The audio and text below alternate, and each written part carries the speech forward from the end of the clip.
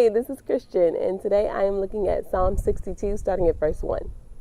For God alone my soul waits in silence. From him comes my salvation.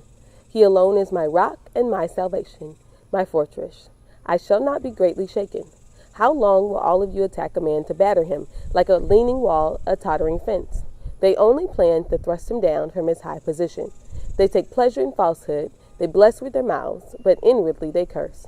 For God alone my soul wait in silence, for my hope is from him. He only is my rock and my salvation, my fortress. I shall not be shaken. On God rests my salvation and my glory. My mighty rock, my refuge is God. I once heard somebody say that it's actually quite common for everybody to talk to themselves. It's only weird if you answer yourselves.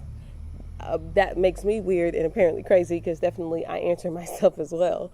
But in the scripture, David's actually talking to himself. And not only is he talking to himself, he's talking to his soul. Now, the soul is usually defined as your mind, your will, and your emotions. So he's talking to that part of ourselves that makes the conscious decisions. And he's saying, soul, wait on God. Now, I found that it's really a rarity when we are emotional that we make wise decisions. Fear, I think, is the emotion that probably causes us to make the worst decisions of all. Fear of not having enough means you hold on to things you really need to let go of. Fear of not having someone around or being alone means you stay in relationships you shouldn't be in. Fear has us not go places that we should go, or fear has us stay places that we need to leave because we're afraid of what would happen. You're afraid of where it goes next. So we make decisions, and usually bad ones, because of it. So here he's telling his soul, don't make those decisions. He's looking at the reality of the situation. Like, he's not denying that anything's wrong. He's actually saying people are coming at me. They're battering me down while I'm down, then trying to take me down some more. I'm aware of what's going on, but in light of that, because of what this is, because of what I know, because of what I'm seeing, soul, I need you to wait.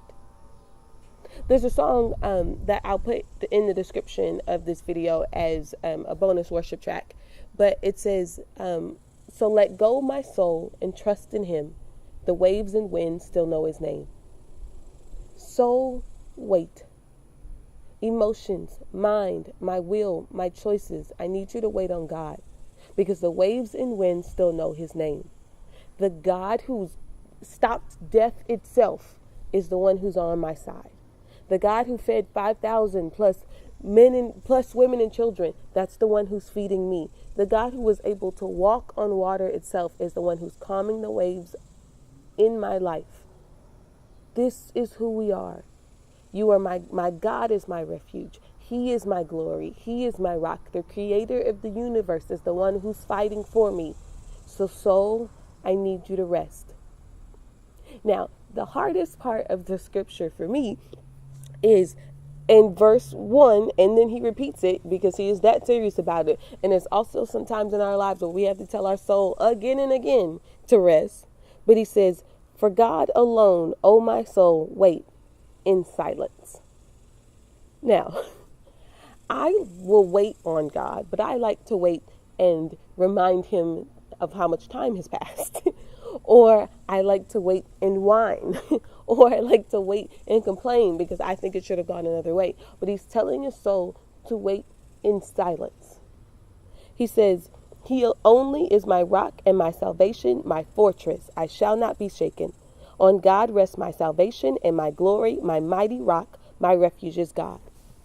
He actually has to repeat to himself to wait yet again, because as soon as he started to think about the situation and started talking about the circumstances, he got freaked out again. So he tells himself to wait again. But not only does he tell himself to wait, he reminds his soul who God is. That's something I want to challenge myself in this week, as well as you guys. In those freaked out moments, in the emotions, when your soul wants to go off and do whatever, remind yourself who God is to you. When your God is personal, when it's my God, which he says over and over again, my God, my salvation, my rock. When you know who God is to you, you soul can rest and wait because you know that he's coming for you. I love you.